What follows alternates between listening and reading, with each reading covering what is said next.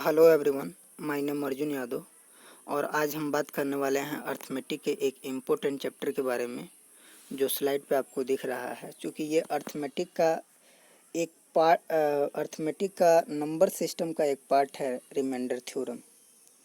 तो आइए इसके बारे में हम जानते हैं कि आखिर रिमाइंडर थ्योरम क्या होता है, इसका यूज़ क्या होता है। एसएससी जैसे बड़े एग्ज़ामों में इसके लगभग प्री और मेंस में, प्री में तो एक क्वेश्चन और मेंस में लगभग 2 क्वेश्चन पूछ लिए जाते हैं। तो आइए दोस्तों, इसकी बेसिक बातों पे हम बात करेंगे कि आखिर रिमाइंडर थ्योरम होता क्या है। जैसा कि आप लोग सब लोग जानते होंगे, अगर कोई फ्रैक्शन मान लीजिए हम ले रहे हों, कोई फ्रैक्शन है मान लीजिए 25/5 या 27/5, 27/5, ये कोई फ्रैक्शन है। इस फ्रैक्शन को हमें मान लीजिए कि इसका अर्थ ही होता है इस फ्रैक्शन का कि 27 में 5 से आप भाग करेंगे, यही अर्थ होता है दोस्तों।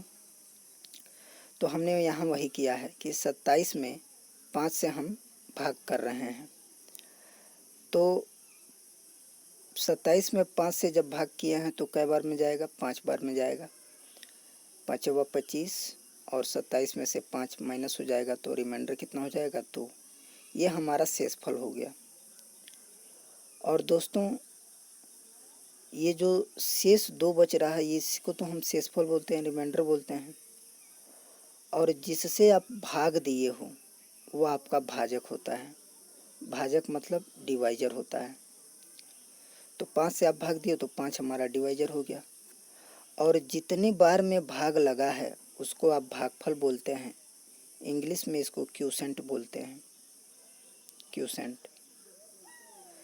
तो उम्मीद है फ्रेंड्स कि ये बात आपको समझ में आ रहा है।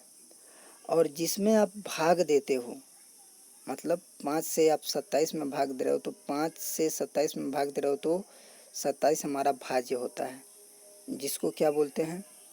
डिविडेंड बोलते हैं, डिविडेंड। तो ये बात आपको समझ में आ रहा होगा।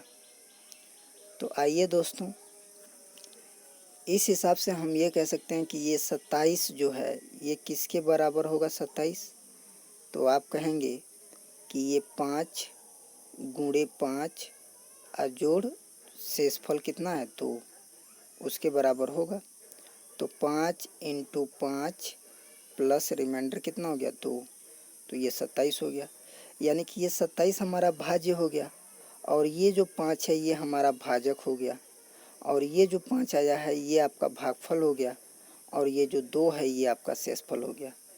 तो इस हिसाब से हमको यहाँ एक चीज़ प्राप्त हो गया कि जो भाज्य होता है वह भाज्य बराबर होता है भाजक गुणे भागफल जोड़ शेषफल के। दूसरी चीज़ फ्रेंड्स कि इसमें एक चीज़ आपको और स्पष्ट हो गया होगा। कोई भी अगर आप मान लीजिए 39 है, 39 को आप 6 से डिवाइड कर रहे हो, तो जब 6 से आप डिवाइड करेंगे 39 को, तो यहाँ पे आप जब भाग लगाएंगे तो 6 × 36, घटाएंगे तो रिमाइंडर 3 हो गया। यानी कि ये जो रिमाइंडर है ना, ये वाला रिमाइंडर या ये वाला रिमाइंडर, ये हमेशा डिवाइजर से छोटा ही होता है। डिवाइजर यानी 6 से हमेशा क्या होगा? छोटा ही होगा। यहाँ 5 से छोटा है 2, यहाँ 6 से छोटा है 3। यानी कि रिमाइंडर हमेशा और हमेशा डिवाइजर से छोटा ही होता है। तो हम ये भी कह सकते हैं कि जो हमारा रिमाइंडर है वह या तो 0 हो सकता है या तो 0 के बराबर हो सकता है या फिर डिवाइजर से हमेशा क्या होगा? छोटा होगा। तो ये इसका रेंज हो जाता है। तो फ्रेंड्स, उम्मीद है कि ये बात आपको समझ में आ रहा होगा। तो